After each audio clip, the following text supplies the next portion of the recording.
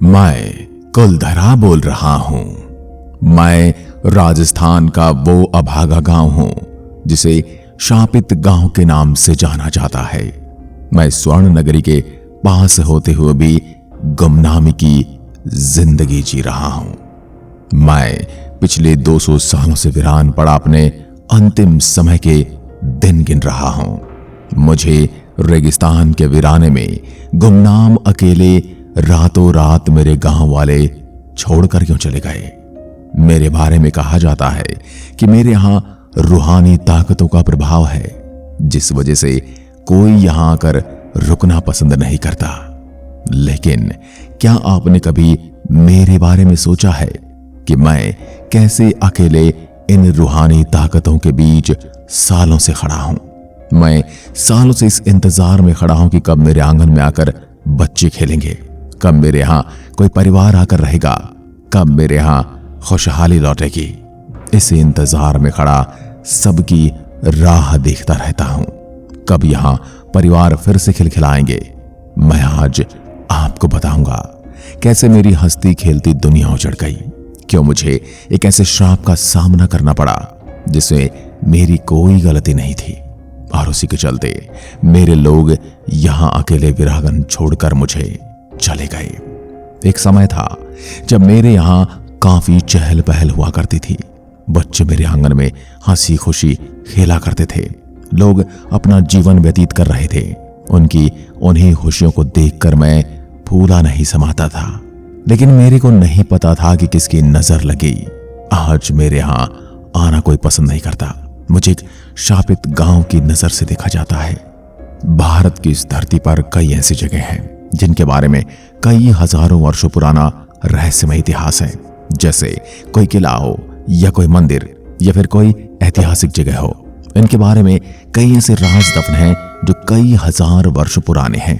इनके बारे में जो राज हैं वो आज तक कोई सुलझा नहीं पाया है, क्योंकि इन्हें जितना सुलझाने की कोशिश की जाती है ये उतने ही उलझते जाते हैं। आज के जमाने में हम कोई ऐसी जगह पर घूमने जाते हैं तो वहां की कहानी सुनकर हमें सदियों पुराने इतिहास को जानने की इच्छा होती है। ऐसी ही कुछ है मेरी कहानी। अगर आप भारत के सबसे डरावनी जगहों के बारे में खोजते हैं तो आपको मेरा नाम सबसे ऊपर देखने को मिलेगा। मैं राजस्थान की गोल्डन सिटी जैसलमेर से 20 किलोमीटर की दूरी पर स्थित हूं। दिन के समय मेरे यहां टूरिस्टों का तांता लगा रहता है, लेकिन शाम होते ही मेरे दरवाजे इंसानों के लिए बंद कर दिए जाते हैं और भूतों के बीच मुझे अकेला छोड़ दिया जाता है। मेरे वीरान होने के पीछे एक रहस्यमय कहानी है। इतिहासकारों का कहना है कि मैं पालीवाल ब्राह्मणों का गांव हुआ करता था। मेरे आसपास कुल 84 गांव हुआ करते थे जिसमें ब्राह्मण जाति के लोग रहते थे, और इन गांवों को ब्राह्मणों द्वारा ही बसाया गया था। मेरे वीरान होने के कारण यहाँ की रियासत के दीवान सालिम सिंह थे, जो गांव वालों से अधिक कर वसूल करता था, और उसके साथ ही सालिम सिंह को गांव के मुखिया की बेटी पसंद आ गई थी। दीवान उस लड़की के पीछे इस कदर पागल था कि बस किसी तरह उसे पा लेना चाहता था। दीवान ने इसके लिए ब्राह्मणों पर दबाव बनाना शुरू कर दिया। हद तो तब हो गई जब सत्ता के घमंड में चूर उस दीवान ने गांव के मुखिया को धमकी भरा संदेश भिजवाया कि यदि अगले कुछ दिनों में उसे लड़की नहीं मिली तो वह गांव पर हमला करके लड़की को उठाकर ले जाएगा। यह खबर सुनकर गांव में हड़कंप मच गया। दीवान और गांव वालों की लड़ाई अब एक कुंवारी लड़की के सम्मान की लड़ाई भी थी, गांव के आत्मसम्मान की भी। गांव के चौपाल पर पालीवाल ब्राह्मणों की बैठक हुई और 5000 से ज्यादा परिवारों ने अपने सम्मान के लिए रियासत छोड़ने का फैसला कर लिया। निर्णय लेने के लिए सभी 84 गांव वाले एक मंदिर पर इकट्ठा हो गए और पंचायतों ने फैसला किया कि कुछ भी हो जाए अपनी लड़की उस दीवान को नहीं देंगे। अगली शाम में कुछ यूं वीरान हुआ कि आज परिंदे भी मेरी सरहदों में दाखिल नहीं होते। कहते हैं गांव छोड़ते वक्त उन ब्राह्मणों ने मुझे श्राप दिया था। कि आपको बता दूं कि बदलते वक्त के 782 गांव तो दोबारा बन गए, लेकिन 2 गांव और मेरा खाबा तमाम कोशिशों के बाद भी आज तक आबाद नहीं हुए। हम अब भारतीय पुरातत्व विभाग के संरक्षण में हैं, जिसे दिन की रोशनी में सैलानियों के लिए खोल दिया जाता है। कहा जाता है कि मैं रूहानी ताकतों के कब्जे में हूं। आज मैं एक टूरिस्ट प्लेस में बदल चुका हूं। मेरे यहां घूमने आने वालों के मुताबिक यहां रहने वाले पालीवाल ब्राह्मणों की आहट आज भी सुनाई देती है। उन्हें वहां हर पल ऐसा अनुभव होता है कि कोई उनके साथ साथ चल रहा है। आज की चहल पहल की आवाजें आती हैं, महिलाओं की बात करने और उनकी चूड़ियों और पायलों की आवाजें सुनाई आती हैं। प्रशासन ने मेरी सरहद पर एक फाटक बनवा दिया है, जिसके पार दिन में तो सैलानी घूमने आते हैं, लेकिन रात में इस फाटक को पार करने की कोई हिम्मत नहीं करता। मेरे यहाँ एक मंदिर है जो आज भी श्राप से मुक्त है। एक बावड़ी भी है जो उस दौर में पीने के पानी का जरिया थी। एक खामोश गलियारों में उतरती कुछ सीढ़ियां भी हैं। कहते हैं शाम ढलने के बाद अक्सर कुछ आवाजें सुनाई देती हैं। लोग मानते हैं कि वह आवाज 18वीं सदी की वो दर्दनाक आवाजें हैं जिनसे पालीवाल ब्राह्मण गुजरे थे। गांव के कुछ मकान हैं जहां रहस्यमय परछाई अक्सर नजरों के सामने आ जाती है। दिन की रोशनी में सब कुछ इतिहास की किसी कहानी जैसा लगता है, लेकिन शाम ढलते ही मेरे दरवाजे बंद कर दिए जाते हैं और दिखाई देता है एक आत्माओं की ताकतों का एक रहस्यमय संसार। लोग कहते हैं रात के वक्त यहां जो भी आया वो हादसे का शिकार हो गया। अगर मैं मेरे समृद्ध इतिहास की बात करूं तो भारतीय पुरातत्व विभाग द्वारा कुलधरा गांव में अच्छी तरह से रिसर्च व खोजबीन की गई, जिनमें अनेक चौंकाने वाले तथा रहस्य से भरे खुलासे किए गए। पुरातत्व विभाग ने आज से लगभग 200 वर्षों से वीरान पड़े मुझे एक समृद्ध और विकसित गांव बताया है। इतिहासकार कहते हैं कि पालीवाल ब्राह्मण समुदाय ने अपनी मेहनत तथा वास्तुकला से वर्ष 1291 में इस गांव को योजनाबद्ध तरीके से बसाया था। यहाँ पर प्रत्येक कार्य सुनियोजित तरीके से किया जाता था, इसलिए यह गांव इतना समृद्ध था। जैसा कि आपको पता है, राजस्थान में अत्यधिक गर्मी पड़ती है। गर्मी के दिनों में राजस्थान में रिकॉर्ड गर्मी पड़ती है, परंतु मेरे गांव में गर्मी का एहसास भी नहीं होता, क्योंकि पालीवाल ब्राह्मणों ने मुझे इसी प्रकार से सुनियोजित तरीके से बसाया था। बता दें कि आज के समय में वीरान पड़े कुलधरा गांव में भी 45 डिग्री के तापमान में ठंड का एहसास होता है। अब आप सोच सकते हैं कि उस समय भयंकर गर्मी में भी मेरे पर गर्मी का कोई असर नहीं होता था। इतिहासकारों ने खंडहर हो चुके घरों का निरीक्षण करके बताया है कि उस समय पालीवाल ब्राह्मणों ने गर्मी से बचने के लिए पूरे गांव को ठंडा रखने हेतु हवा के इस तरह से वेंटिलेटर बनाए थे कि भयंकर गर्मी में भी वह गांव को ठंड का एहसास दिलाए। इतिहासकार इस बात से हैरान कि उस समय लोगों ने किस तरह से योजनाबद्ध तरीके से घरों में झरोके बनाए, महलों का निर्माण किया। इस तरह से किया कि औरतों तो बाहर खड़े पुरुष दिखाई देते थे, लेकिन पुरुषों को घर के अंदर खड़ी औरतें दिखाई नहीं देती थी। इतिहासकार बताते हैं पालीवाल ब्राह्मण समुदाय मुख्य रूप से कृषि का कार्य करते थे।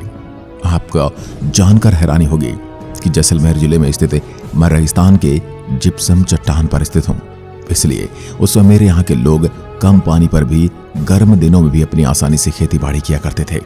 मई 2013 में दिल्ली से भूत प्रेत व आत्माओं पर रिसर्च करने वाली पैरानॉर्मल सोसाइटी की टीम ने मेरे यहाँ रात बिताई। टीम ने माना कि यहाँ कुछ न कुछ असामान्य जरूर है। शाम के वक्त उनका ड्रोन कैमरा आसमान से गांव की तस्वीरें ले रहा था, लेकिन मेरे उसे बावड़े के ऊपर आते हुए कैमरा हवा में गोता लगाता हुआ जमीन पर आ गिरा, जैसे कोई था जिसे वो कैमरा मंजूर न हो। ये सच है कि मेरे यहाँ से हजारों परिवारों का पलायन हुआ है। ये भी सच है कि मेरे यहाँ आज भी राजस्थानी संस्कृति की झलक दिखाई देती है। पैरानॉर्मल सोसाइटी के उपाध्यक्ष अंशुल शर्मा ने बताया था कि हमारे पास एक डिवाइस है जिसका नाम घोस्ट बॉक्स है, जिसके माध्यम से हम ऐसी जगहों पर रहने वाली आत्माओं से सवाल पूछते हैं। कुलधरा में भी ऐसा ही किया। जहां बहुत सी आवाजें आई तो कहीं असामान्य रूप से आत्माओं ने अपने नाम भी बताए। 4 मई 2013 शनिवार की रात्रि में जो टीम कुलधरा में गई थी, उनकी गाड़ियों पर बच्चों के हाथ के निशान मिले। टीम के सदस्य जब कुलधरा गांव में घूमकर वापस लौट रहे थे तो उनकी गाड़ियों में कांच पर बच्चों के पंजों के निशान दिखाई दिए, जैसा कि कुलधरा गई टीम के सदस्यों ने मीडिया को बताया। लेकिन यह भी सच है कि कुलधरा में भूत और आत्माओं की कहानियां सिर्फ एक वहम है। मैं एक विशाल क्षेत्र में फैला हुआ हूं जिसमें लगभग 85 छोटे छोटे आवास शामिल हैं। मेरे यहाँ कुछ ईंट की संरचनाओं को छोड़कर गांव की सभी झोपड़ियां टूटी हुई हैं। इनमें से कुछ झोपड़ियां इतनी बुरी तरह से टूट चुकी कि वे रेगिस्तान की रेत में लगभग दब सी गई हैं। मेरे पास एक देवी का पुराना मंदिर भी है जिसके अंदर कई शिलालेख हैं। इन प्राचीन शिलालेखों ने पुरातत्वविदों को मेरे और मेरे प्राचीन निवासियों के बारे में जानकारी इकट्ठा करने में सहायता की है। मैं उन लोगों के लिए स्वर्ग के समान हूं जो अपनी यात्रा के दौरान भारत के खास अनुभव की तलाश में रहते हैं और इतिहास के बारे में जानने में रुचि रखते हैं। जो लोग फोटोग्राफी या वीडियोग्राफी में रुचि रखते हैं और कुछ खास चीजों पर लघु फिल्म या डॉक्यूमेंट्री फिल्म बनाने की तलाश में रहते हैं, मैं उन लोगों के लिए एक आदर्श स्थान हूं। आप मेरी यात्रा करना चाहते हैं तो आप यहां हफ्ते में किसी भी दिन सुबह 8 बजे से लेकर शाम 6 बजे तक आ सकते हैं। जैसा कि मैं आपको बता चुका हूं कि मुझे प्रेत बाधित या भूतिया माना जाता है, इसलिए स्थानीय लोग सूर्यास्त के बाद फाटक को बंद कर देते हैं। मेरे यहां घूमने के लिए प्रवेश शुल्क के रूप में प्रति व्यक्ति 10 रुपए और यदि आप कार से जा रहे हैं तो 50 रुपए देने होंगे। मेरे यहां घूमने के लिए सबसे अच्छे समय की बात करूं तो राजस्थान एक ऐसा राज्य है जो वर्ष के आधे समय बेहद गर्म रहता है, जिसके चलते यहां घूमने का आदर्श समय अक्टूबर से मार्च तक होगा। इन महीनों में गर्मी थोड़ी कम पड़ती है, इसलिए इस समय आप सूरज की तेज गर्मी से बचकर रेगिस्तान में घूमने का आनंद ले सकते हैं। अब मैं आपको मुझ तक पहुंचने के बारे में बता देता हूं। मैं राजस्थान के जैसलमेर के मुख्य शहर से लगभग 18 से 20 किलोमीटर की दूरी पर स्थित हूं। राजस्थान की यात्रा करते हुए आप जैसलमेर पहुंचकर मेरे तक पहुंचने के लिए टैक्सी किराए पर ले सकते हैं। यदि आप जैसलमेर के कुलधरा गांव जाने के लिए हवाई मार्ग का चुनाव करते हैं तो हम आपको बता दें कि कुलधरा का सबसे नजदीकी हवाई अड्डा जैसलमेर है, जो इस गांव से 22 किलोमीटर की दूरी पर है और यह हवाई अड्डा मुंबई, दिल्ली और बेंगलोर से अच्छी तरीके से जुड़ा हुआ है। यहाँ के लिए सबसे अच्छा विकल्प जोधपुर हवाई अड्डा है, जो लगभग 285 किलोमीटर की दूरी पर स्थित है, जो कि एक अंतर्राष्ट्रीय हवाई अड्डा है। वहां से विदेशी फ्लाइट भी मिल सकती है। यदि आप कुलधरा गांव सड़क मार्ग से आना चाहते हैं तो राजस्थान राज्य सड़क परिवहन निगम द्वारा नियमित रूप से चलने वाली बसों के माध्यम से आप अपने पर्यटन स्थल तक आसानी से पहुंच सकते हैं। अगर आप ट्रेन से यात्रा करना चाहते हैं तो कुलधरा गांव से लगभग 2 किलोमीटर की दूरी पर जैसलमेर का रेलवे स्टेशन है। यह स्टेशन दिल्ली, मुंबई और बेंगलोर देश के अन्य प्रमुख शहरों से अच्छी तरह से जुड़ा हुआ है। इन विकल्पों में से आप किसी भी विकल्प का चुनाव कर सकते हैं और मुझ तक आसानी से पहुंच सकते हैं और मेरे वीरानों में थोड़ी ऊर्जा भर सकते हैं। मैं पलक पावड़े बिछाए हमेशा आपका इंतजार करता रहता हूं।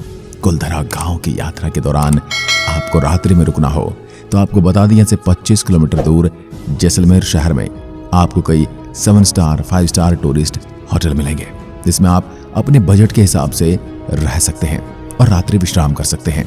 कुलधरा गांव की यात्रा के दौरान आपको नाश्ता और भोजन के लिए जैसलमेर शहर में एक से बढ़कर एक रेस्टोरेंट मिलेंगे, जहां पर राजस्थान के प्रसिद्ध प्याज कचौरी, मिर्ची बड़े, लस्सी और दही बड़े मिलेंगे और भोजन में आपको यहाँ का प्रसिद्ध दाल बाटी चूरमा भी मिलेगा। इसी के साथ मैं मेरी कहानी का यहीं पर अंत करता हूँ। आशा करता हूँ मेरे अकेलेपन के आप तक पहुंचाने में सफल रहा हूँगा और अपने लिए थोड़ी सी सहानुभूति भी आपके दिल में बना ही ली होगी।